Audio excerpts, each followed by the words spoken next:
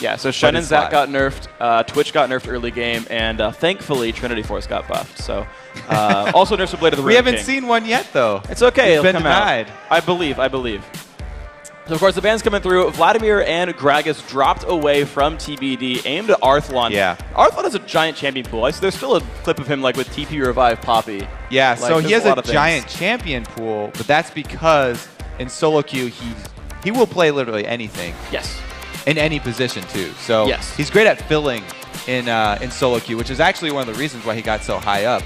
That's being flexible. We always talk about being flexible in League of Legends is one of the best attributes that you can have. Yeah. Arthlon definitely has that in spades.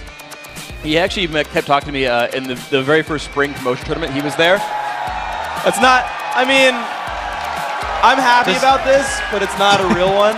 But he used to play a lot of Jungle Heimer back in the day as well. This is just as good. Bunny Riven. At least that one might be actually picked up. Yeah.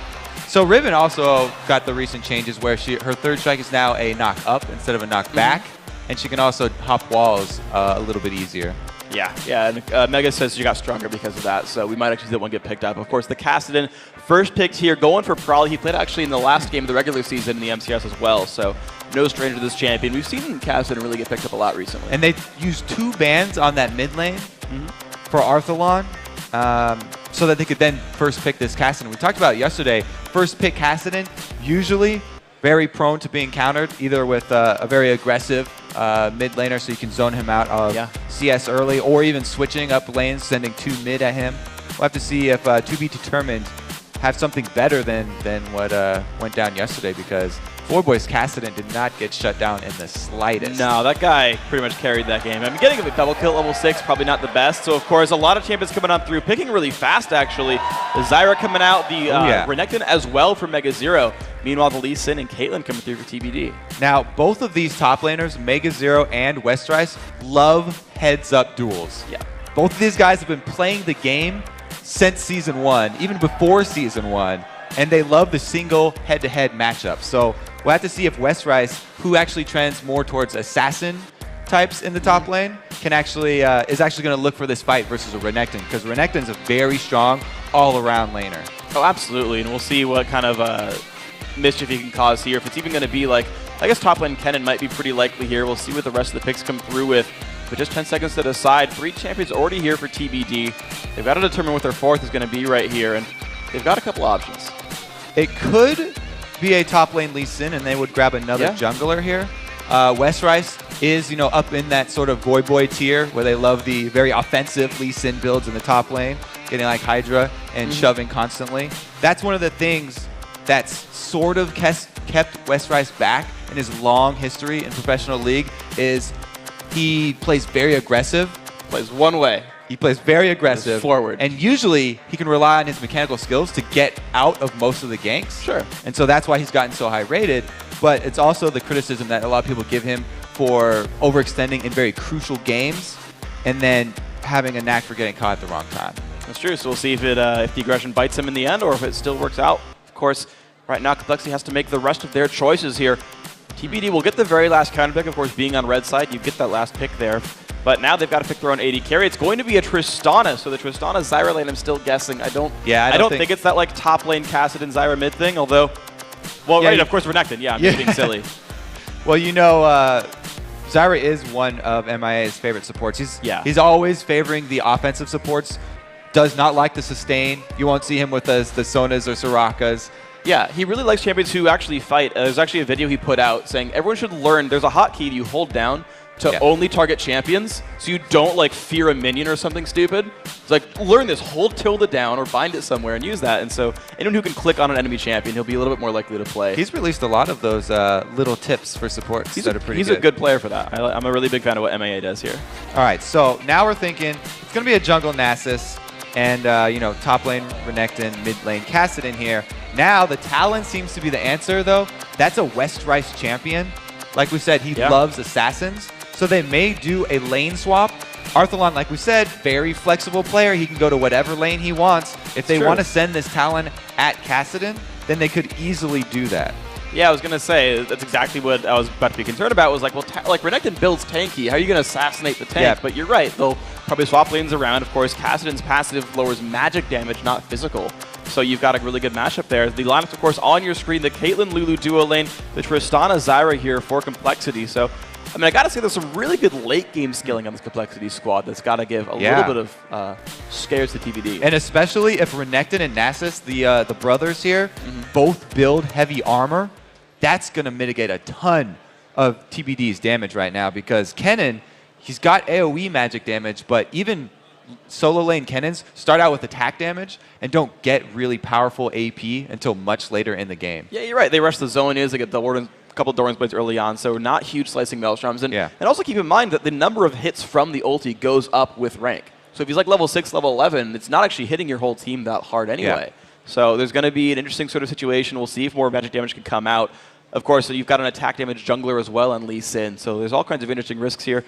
But we're getting ourselves through the loading screen. Again, this is the second semifinal here of the Challenger Series. compLexity looking to get back into the Challenger tournament, get back into the promotion tournament for Season 4 and pick up one of the 3 spots for Challenger teams there. TBD already in a pretty good spot, already have beaten compLexity both in front of a big crowd. We saw that as FXO at MLG, and of course 1-0 during the regular season of MCS as well. But game 1's afoot. It's a best of 3, and this game's going to mean a lot. Always nice to have that comfort that they know they're already in, but they definitely are going for the money here. That's huge, especially for these challenger teams that don't get salaries like the LCS teams. They're gonna fight tooth and nail for this one. I mean, you can't really be a pro gamer unless you earn money doing it. So that's I imagine literally the definition. Pretty much, yeah. So rather relevant tournament here for TBD. Couple of early wards going down by these guys, and the invade actually starting for the red team here. So no hesitation, even though they're going up against the Zyra. That's one of Jat's most fearful things is invading against the Zyra. And I concur. I think it's pretty scary. He can root up most of your team. Yeah, thankfully, at least Cassin's not the best level 1 in the world, so they can kind of get around the fact that it probably is not going to be super effective. Though both teams invading pretty heavily here. Arthon actually leading the charge back into the jungle. He'll be spotted by a ward. And no one's in that brush, but they almost squared off. You can see them actually very nearby, and there's a ward advantage here. They're trying to rush the bush. There's a ward advantage for compLexity. The Q doesn't land. They don't know compLexity's there. compLexity know that they have not been spotted also because that was a pink ward they placed in here. And so basically they're toying with TBD right now, hoping that someone will walk right past this bush again. There's a chance they do. Did I say PAX? I mean, it works though. That was an accident. It doesn't matter. All right, they just pulled out. Unfortunately, compLexity don't go for anything special right here. So I was like so caught up, I was like almost ignoring what you were saying. Like, it doesn't matter, it was fine, you're good. I want to watch this fight. Look at that though, all the wards have been placed for compLexity. They do not have a single ward left in anyone's inventory. Nor do TBD actually. Both teams spent a whole lot of money doing all of that. Early red buff start, of course, for that Immortus. That'll leave him near the top lane when he hits level 3, which he could use to support Mega Zero. MAA taking extra time there to help support. Oh, he stole away the little lizard. What a jerk. It's okay. Still got most of the experience there. Nasus standing right next to it. It's good enough. Now, all these wards being spent so early means that the first 3 minutes will be a little bit slower for the junglers, which will benefit Nasus, but those are all going to run out fairly early since they were all placed on the invade, in which case Lee Sin can get into position for some of his jungle gym activities. Absolutely. I've actually seen some pro junglers will like get level 3 and then recall back for a ward and come back. Mega Zero, though, having to defend this blue buff invade right now. Heaven Time and Night is coming on in. Is the smite still there? Ladder has picked it up, but Mega getting lower and lower in health. Has to flash away at 150 HP. Good escape, but the blue buff secured by Lout, but not level 3 for him. All right, so there was a good collapse here by both teams, actually. TBD was ready to pounce on that, but the flash down from Mega and the low HP pool that he's sitting on. Well, never mind. He's got plenty of. He ported back to the fountain. And so Lattimore is going to just hold onto that top lane and get himself level 3 just by soaking up XP. Spearfire should help keep that turret alive, but meanwhile, of course, Chuper and MAA being left alone in this 2v1 lane, and the first minion wave push has now arrived at the turret. Arthlon forced to defend, not getting zoned out at least, so he's last hitting okay, but his turret's losing health. Yeah, it's losing health slowly because of the extra armor, though. You know, Kennen's wave clear is not the best, especially very early on, and Tristana has innate wave clear with the explosive shot. Added on a support with the range of Zyra, and you have a really good early 2v1 pushing combo here. Yeah, so you're right that the turret's losing a lot more health, but I want to point out how well Arthlon's doing compared to Mega Zero. Arthlon's got 10 last hits. In the 1v2, he's doing okay. Mega Zero's only at 3. Probably, oof, wow, what a trade with West Mega Rice. Zero wasn't even in that 1 versus 2. He was in like a 1 versus 3 in the jungle area. There were no minions around for him to grab. But you're right, the mid lane here, West Rice has taken it over. They did pull off that swap so he can go up against the AP assassin in Kassadin, and really the action starts in that lane once they both hit level 6. Pre-6, it's basically going to be jungle interference. Yeah, and I'm impressed by Prolly, who's actually keeping up in minion kills despite how rough that lane looks. With the Doran's shield, as of a couple months ago, doesn't give armor anymore. It just blocks basic attack damage. So he's taking full damage from West Rice's Rake the entire time, and you're seeing his health bar get really crushed because of it. It's Loud Immortus who takes over the mid lane, unless it's a cannon minion with Q, and says, look, we don't want to give up any experience or gold, but Prolly, you're going to have to go back and recall. And we have West Rice sitting in the lane a little bit longer. So usually, you know, it's the first one to go back is gonna be lower on experience, but he's gonna come back with the tier already. As soon as Prolly has enough mana to get that tier, most important thing to him is stacking up those mana stacks. So West Rice will have the slight experience advantage, but Prolly's gonna be able to harass him out. And that could be pretty useful. Of course, West Rice sitting at just over 800 gold, so he can pick up at least 2 longswords when he goes back. I think we normally see Brutalizers come out of Talons pretty early on. And actually recalling right behind the wall, Prolly's not going to see him and won't be able to interrupt that recall. That's a very good choice. That's just something that you need to learn, is the small corners that you can use that will still hide you in Fog of War. There's some very nice ones. In the mid lane especially, that spot specifically that he was standing in is a great spot if you are playing a mid laner with skill shot CC like Anivia or Morgana. You can wait there and fire off the skill shot with them not seeing you and have just a much greater chance of actually landing it. It's a great tactic right here. It's something that we've seen a lot of LCS pros do when they play. I guess we don't see a lot of Morgana much anymore, but it used to be pretty common in Season 2. So Prolly back to his mid lane, level 5 to level 5. West Rice, probably a bit of an XP edge right here. He hasn't gone back yet, yeah. You know, he's got the makings of a Tiamat, if he really wanted to go for it. Pre-level 6, though, no invisibility. He's going to have to flash. Down to half HP. There's the flash coming out. Landed the slow as well. I said no items. I was looking at Arthlon's items. I was looking at the mid lane. I was like, he didn't buy anything yet. This is so weird. And yeah, you're right. So yeah, interesting. The makings of a Tiamat. I've seen that build as well, actually. It's a good burst out. Mega Zero still in the battle here. Level 5, down a little bit low. He's been sustaining okay on just that Doran's shield and the earlier potions. Mid lane getting pushed out again. West Rice is holding into this lane with just the health and mana potions taking away the early attack damage. And to Mega's credit, he's caught back up in CS, even to Arthalon, with Heaven Time down here babysitting. This tower's still going to go down. 2 shots to go, and that's going to be the first turret going down for compLexity. Building a gold lead, probably should go to the top lane as well. Nidus remains so low on health. 1 hit to go. Is it going to be probably getting the attack? Nidus still shooting away. Survives still longer, and there we go. Mega Zero picks up first blood. Loud Immortus Sons play Robert X. Lee. West Rice pushing down the mid turret, but an early lead for compLexity. Yeah, first turret and first blood. West Rice is not going to be able to finish this one off, but he does get some free time CSing here. He did not follow the roam of Prolly, and it has cost them first blood. And that might have been a mistake here. Probably they're going to move forward. Goes in immediately for West Rice. Dropping him pretty low. Probably might just want to stay around for this one a little bit. He has gone back, of course, for a new Doran's Ring and boots as well. Probably did shop after that first blood assist. Gold more harass on a West Rice. Now forced to last hit under his turret. Looks like probably she's going to be like, all right, got to by much. I'm going to keep my team doing well. The best part of that was he got the gank off without using his teleport for the gank. So then he only lost 1 minion wave before getting back there with the teleport. Definitely worth it. Definitely worth his time here. And he hasn't seen any, West Rice hasn't seen any benefit from taking Ignite over teleport. So the early edge definitely going to Prolly here. There's only one edge here actually for West Rice right now, which is that the blue buff went down first for TBD, so he's got about a minute and a half of blue buff before the blue on the other side respawns, and that might be enough to give him some edge here to try to push away on the cast. I'm not sure really, because Doran's Ring tier is still pretty good mana. But interestingly, compLexity has actually swapped their lanes back after that first turret went down. Chuper and MAO went to the top lane, and it's now Mega Zero sitting at the bottom, but this gives up some control over Dragon. Well, they're going to go for a lot of pressure on the top lane. They might even dive West Rice. He's level 6, so he can go invisible under his turret if they actually let him get there.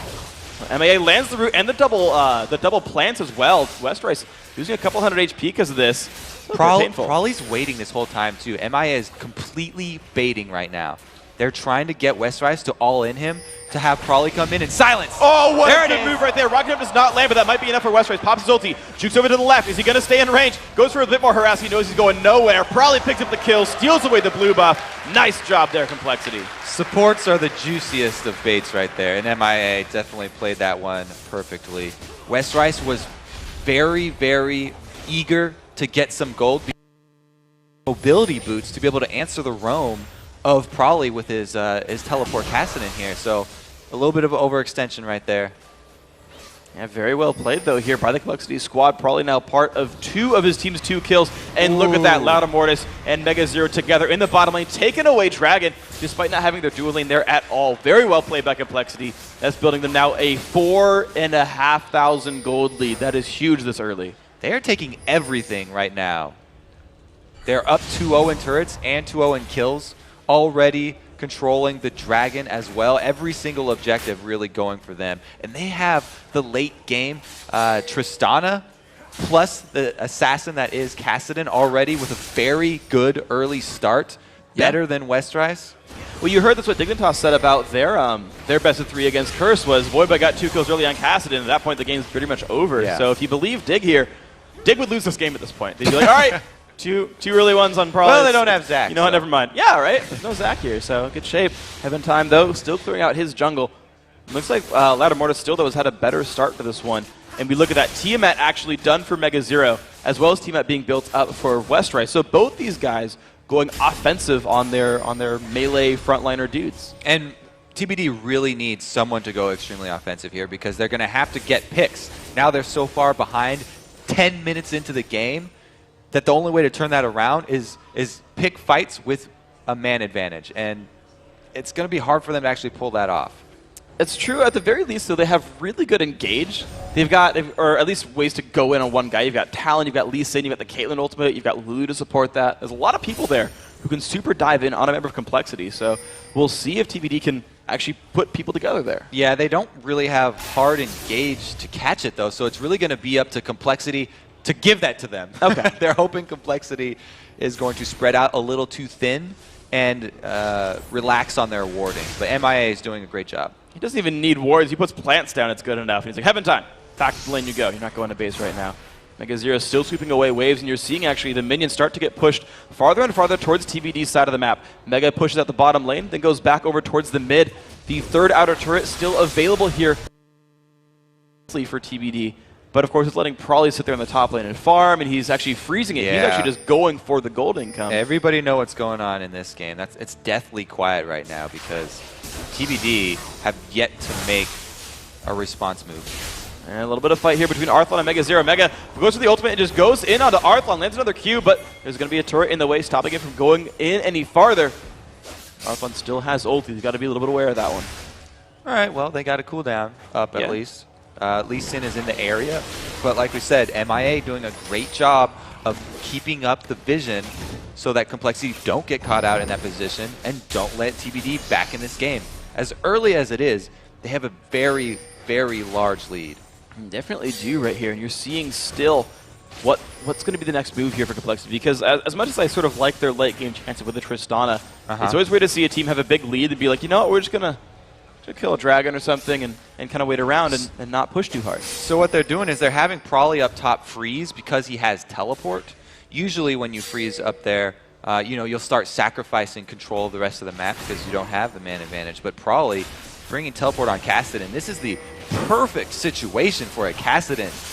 Farming by yourself and having the opportunity to join any team fights that happen so you can come clean up. This is the exact position he wants to be in. And a little bit of a catch here on Nidus, down to about 300 HP, but this could be the jump in from Westrice. If he has the damage he needs, Tuber forced to flash away, very low on health, Team and helping the damage go down. The dive coming back in, Heaven Time jumping to a ward, Loud Immortus about to go down. That's one kill picked up on Loud Immortus. Heaven Time finds Q2, gets the kill on the Tuber as well.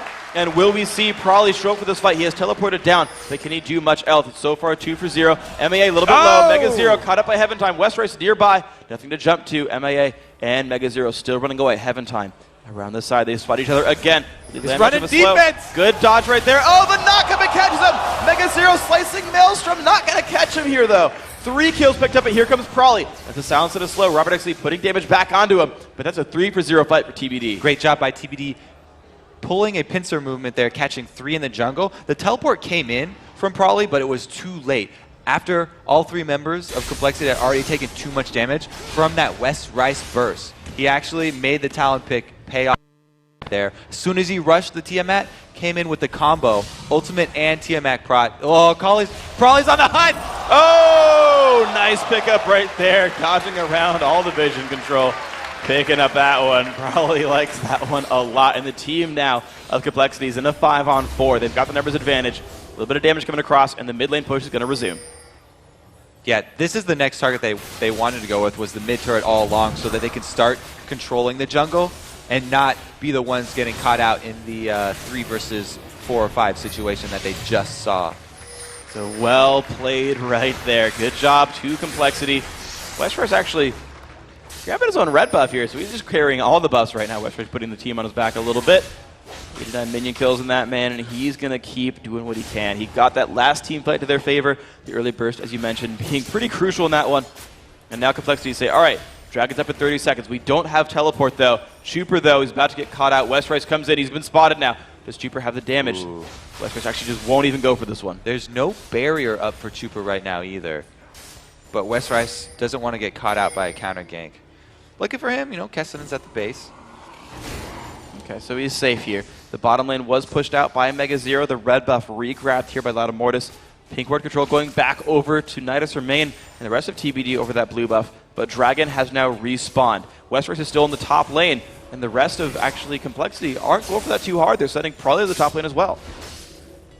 All right, West Rice gets jumped on. The silence is Kessinen's advantage. Whichever one of these assassins comes in first is going to get the silence on the other one because they're both similar range. The only thing is there's travel time on Prawley's. Here, Arthurline taking a little harass. Yeah, well, they're doing a little bit of damage right there, but you're seeing, just like we saw actually in the Curse game, it's Wither maxed at the very end. It's max Spirit Fire for Mortis. Maxing is Siphoning Strike second, so stacking up the Qs. Ward kill goes down. TBD getting control over Dragon this time. Both Westeros and Prawley coming across the map. We will have a 5-on-5 in the near future. Cheaper just taking away these wraiths right here. We're going to see the teams group up for this Dragon. All right, so it's to be determined that the one's actually forcing this, but they're going to have to pull around because compLexity. Well, they're keeping it aggro. 2/3 health right there, slowing a lot of Mortis down to half HP.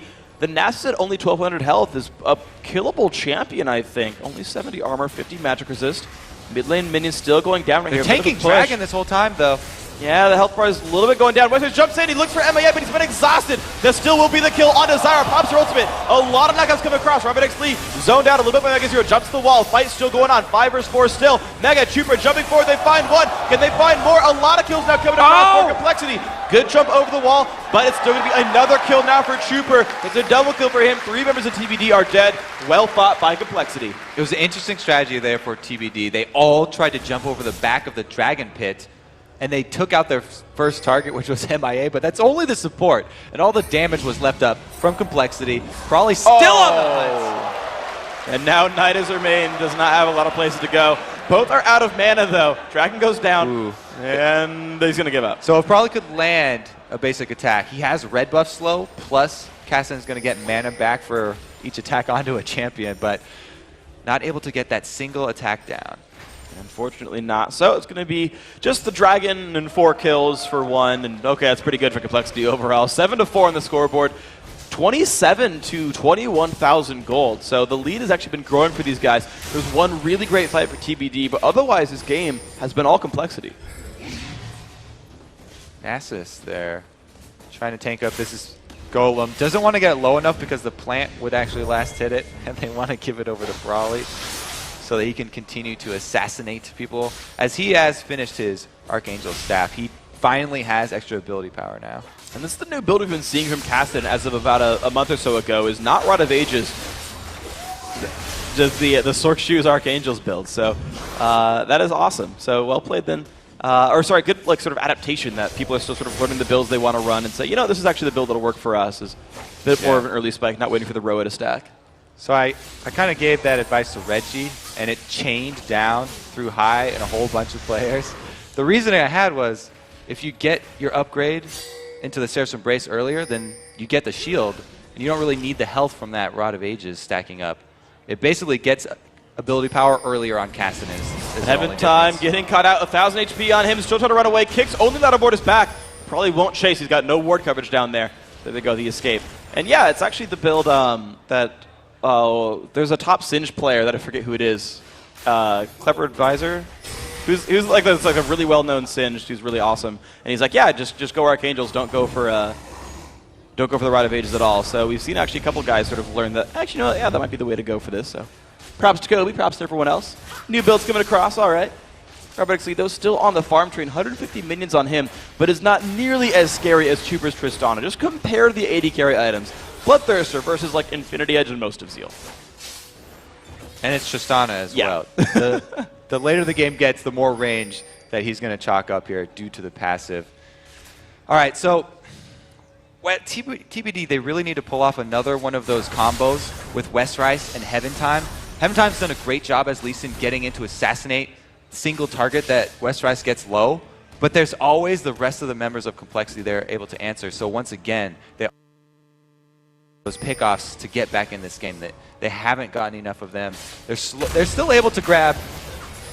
Chuper's the one going for the assassination. Westrice gets slowed while invisible. That was beautiful. Probably could still be in this fight. A lot of damage coming across. It's another kill picked up. Heaven Time forced to run away. He's not going to be able to. MAA secures the kill. Another 3-0 started by the 80 carry. And it's compLexity who are able to get the fight with the numbers in their favor this time. That comes with the advantage of all the wards they've been placing inside the jungle. Now they also can pressure 2 turrets at once here.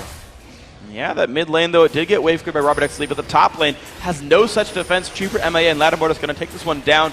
Probably going to recall back, but has teleport to rejoin his team. Turret falls over. MAA securing that one. 10-4, 4-1 in turrets. compLexity doing very well as we go into the mid game. Yeah, to be determined. Really, they've only had those two small team fights where they were able to catch out compLexity. Other than that, they've really just been bleeding money all over the map here. It's ironic that Talon's the one bleeding money. Not even a groan, just no one's going to reply to that one. All right, that's fine. Garthlaw going to move forward. Clear. When they're that bad, you shouldn't reply, I suppose. Actually, a missed pink ward, not in the brush at all. That won't. See, there's a missed ward kill. Like, that's just unfortunate, so MAA. Does the proc from Hydra count as a basic attack? Because it's an auto attack reset? No, it doesn't trigger on hit effects. It will pull the Talon ult back in. There's actually one thing that Talon players will do is because there's a lockout on when you'll break stealth. If you pop the Tiamat or the Ravenous Hydra, you'll bring the blades back in quicker than normal. So what I was thinking, though, is the 10% extra damage that he gets on his basic attacks from his passive does not apply? That would not apply. Well, tough break for Westrice because he needs all the damage he can get. Yes. That is their hope right now. Assassinating someone like Chuper would be ideal. And he's alone by himself in this mid lane. Yeah, and Chuper's been able to build just damage. Like, I know when we see people fight against Zed, they'll sometimes go Quicksilver Sash, and of course that's not really that useful against Talon. But he's building full offense. Hey, yo, and there's some damage dealt. We got some cheers for that. All right. A nice little snipe. MA's got a regen back up with this Philo Stone. But yeah, despite the fact that Chuper has not had to build any defense, he's relying on Barry, who's only died once. And, you know, this is, a very slow game, but it's to compLexity's credit here. A lot of people giving challenger teams a lot of flack for, quote-unquote, looking like solo queue games, not knowing the game plan, not knowing where to go. They're playing it very safe right now, and they're going by the numbers. They continue to use their teleport assassin split pusher, continue to build up their end game scaling hyper carry, and they're putting a stranglehold on this game. So there will be very few options for TBD. That was a pretty painful jump onto Heaven Time there at about 600 health left on him. Running away bravely, and the split push, of course, still continuing for Prowley. Arthlon, I don't think he's going to have a good time against him. No magic resist for this guy whatsoever. And it's pretty fed Prowley, so gets some of the silence down. Lattimore's going to shove the wave over, and the rest of compLexity now grouping towards this side. They've got 3. MEA puts a deep ward down. Nope, just kidding. That's actually a ward by the other team. But they forced away Arthlon. Westrice and Robert also forced back. And the turret's going to take more and more damage. It falls over, in fact. There is turret number 5 for compLexity. Dragon's up as well. This is a fairly dominating performance here by compLexity, to say the least. In complete control of all the objectives from the beginning of the game. Really, all that TBD have going for them is that chance at the assassinations, and they haven't been able to make multiple ones work for them. No, they really haven't here. So unfortunately for this TBD squad, they're just looking for something to actually do, and there's just nothing going their way. Chuper, again, getting a bunch of free farm, and you can notice sort of by the minion kills, just sort of compare top to top, mid to mid, AD to AD. compLexity have done kind of a better job of owning the jungle and owning the minion lanes, because every single one of them are basically beating their counterpart in minion kills. Yeah. That there's just been more farm coming in for compLexity on top of the turrets, on top of the kills, on top of the dragons. I mean, Tristana at this point with that last level just got up to 667 range, so he's now even beating Caitlyn in the range game. There's nothing that Rob actually has on Chuper at this point. Yep, everything past level 12, Tristana starts outscaling the Caitlyn right there. 649 was the level 12 attack damage range there. And it's Loutamortis just... And it doesn't even matter who goes. compLexity is going to send whoever happens to be most nearby to clear out that minion wave. They're letting Loutamortis get farm. He's getting to be a big tanky Nasus. We've seen Locket be pretty popular even still, and he's got the Aegis so far. Just everyone in compLexity is getting now bigger and bigger and scarier. There's two schools of thought on what to do when you are this behind. Do you make a desperate play, send 5 members, commit all your resources to picking someone off or picking up something like a sneak Baron or something like that? Or do you just sit and wait like they're doing, play the very safe game, and place your bets that compLexity will be the ones to make a mistake? You hope for a failed dive from them. It looks like TBD are going the safe route here, and they're just going to hope for compLexity to make a giant misstep. Let's see if they can find it. Westrice forced a flash away from Chuper. That is the opposite direction. Westrice would like to be going in this game, but has to run away from his primary targets, his primary prey. 80 carries, scaring him out. The Hunter indeed has become the hunted this game. And Mega Zero, just everyone's taking turns getting a bunch of farm, and we haven't seen TBD nearly as easily be able to soak up farm on these sides of the maps. And compLexity continues to push on forward. Another plant comes down. Another snipe out from Robert X. Lee. He seems to always target MIA. Like, Zyro just keeps getting shot by Caitlyn and has to walk back. Makes you feel good when you see the biggest red bar, and that's usually going to come from targeting the supports. Yes. All right, the most damage possible. And there we go. Mega Zero making his way in towards the base. Probably in Westrice in a duel. The Seraph's Embrace Shield so powerful. Westrice forced to 1, could probably juke properly, and he gets the kill. Nice job winning the duel, still with half health remaining. 6-0 and 3 on that Kassadin. That's basically what, you know, Rib is talking about when he smacks someone in the face with a giant pot of gold. Yes. It's just the money that Frawley has. Way too much for Westrice to overcome in a duel. Too much bling, man. He's got an hourglass. Yeah. Dude, I would hate to get hit with an hourglass. That would kind of suck a little bit. If this comes to a team fight, it's going to be a massacre right now from compLexity. It would be brutal. They didn't have 5 members alive for TBD right here. 13 seconds still on Westrice. The push in. First inhibitor turret has gone down. The second one not even going to be defended, it looks like. Robert just doing some damage from range, but has to back out. There we go. Into the base. compLexity goes. Inhibitor down and 7 turrets. This is a golf clap type of game here. Well played, well played. Yep. Nice inhibitor, guys. That's what you expected. There's a hole in 27 minutes. And again, they're not overextending here. They want this even more than TBD want this, because they want the spot that goes along with the money. And this is why compLexity. Plus, these guys know each other very well. We saw them before the game. You know, these are all very old school players, and they're all friends. So they've played not only in competitive environment, but all the time on solo queue as well. And they don't want to give anyone on TBD the chance to get back in this, because they know how well Westrice or any of these players can snowball just a small lead if you get them anything back into the game. Oh, exactly. At this point, they're going to need a big one. But. Well, yeah, the lead's pretty big, but you're right. There's 2 stories there to that one, and one is that Westrice comeback. We saw him, unfortunately, not a ringer this time, but at the MLG games, like, his team would be down a lot, but Westrice would be like 2-0, and we just like one-shot people and run around and turn the game back. And Talon's character who can do that, he's got Ravenous Hydra Last Whisper. Now, again, granted, compLexity are pretty far ahead, and actually there's now a Giant's Belt coming out for Chuper. This is the new build path for Frozen Mallet, by the way, if he wants to go for this one. So we might see that be his defensive item now. But also you sort of spoke to the camaraderie of these players. And MIA, by the way, actually trumps even me in making really corny, lame jokes. He was just trolling everyone in the pregame chat as we waited for the games to start. And everyone was having a really good time. It's nice to see that the players are friends as well as sort of opponents in this game. All right, so compLexity, they also have the ability to tower dive at this point because both the Nasus and the Renekton are tanky enough, and they also have the burst damage if they catch out a single target.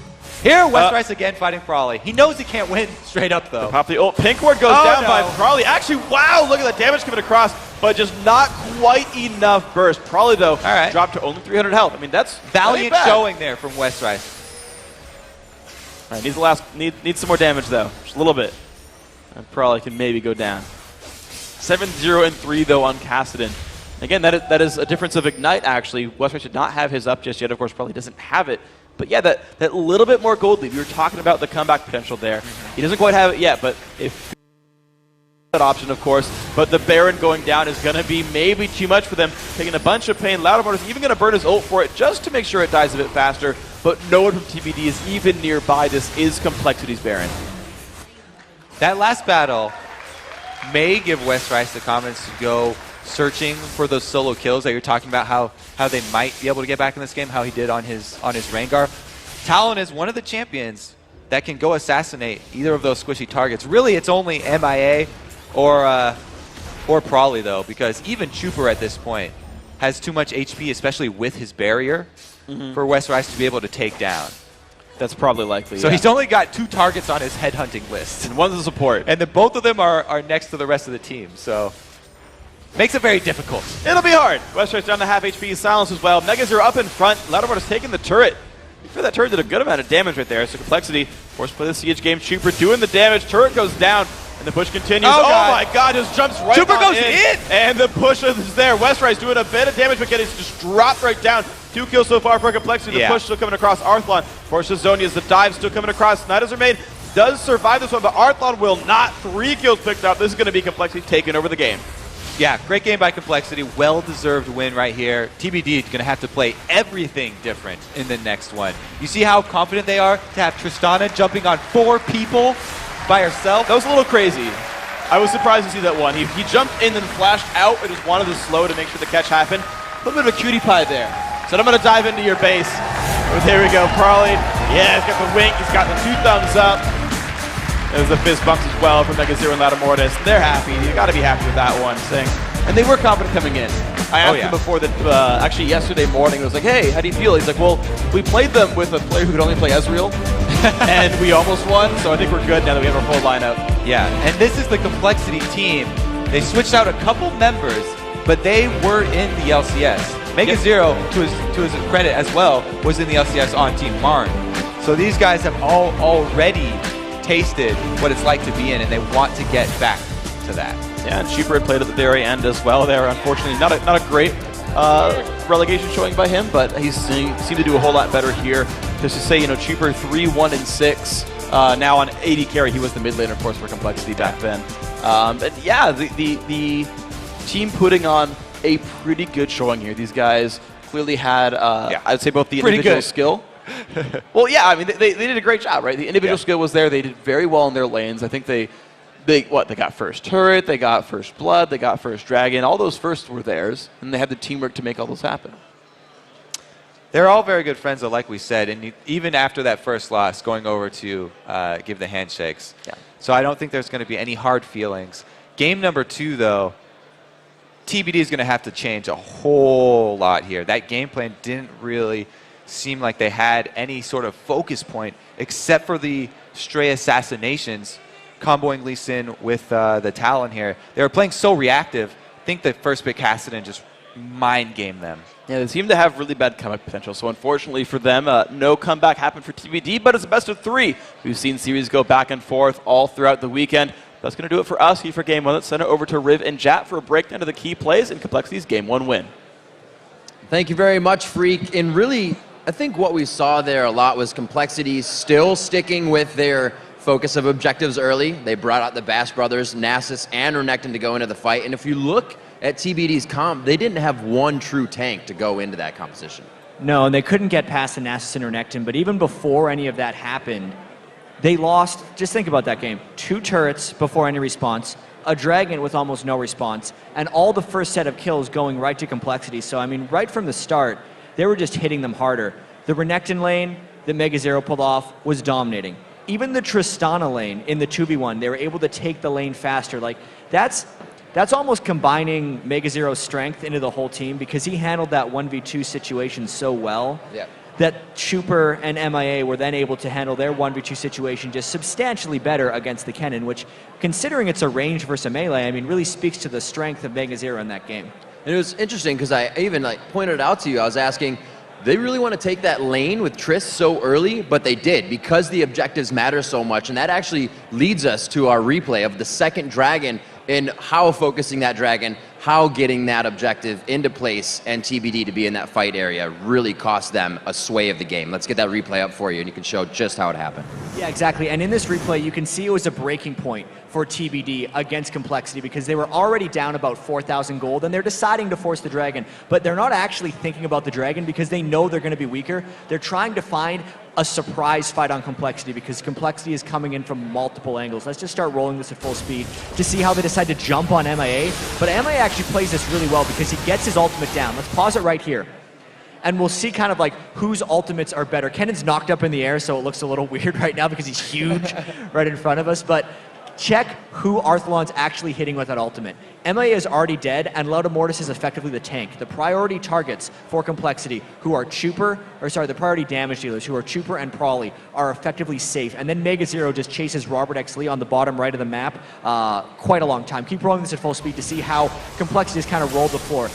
Prawley, Chuper, Mega Zero, the 3 people who want to do damage on complexity, destroyed to be determined. It was a nice effort by TBD to try and get the fight started in the right place, but just because the way MIA played, the rest of complexity was kind of in sync throughout the rest of the fight, is why they're able to win that fight so strongly.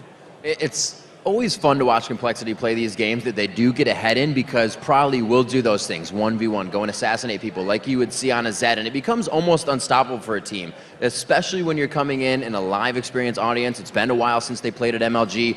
The nerves are up, and once that starts happening, you're like, you know, do we stick together? Can we split push? Everybody's being taken out. And TBD definitely has a lot to think about before this next match. Yeah, I mean, I think it's safe to say that if Complexity's solo laners, Prawley and Mega Zero, play like they did in that game again, it's going to be a 2-0. It kind of allowed Chuper, who has been getting a lot of flack in the past for Complexity as an AD carry, to just kind of play his game, and as you were actually saying during the game, follow the leader up until the end, where he's just the follow-up for those fights. And until he dives in on the inhibitor. Yeah, well, he had the ability to do that at that point in the game, because he isn't necessarily that carry AD carry, and he needs to be in a comfortable position where Prawley and Mega Zero make plays. I mean, it's not...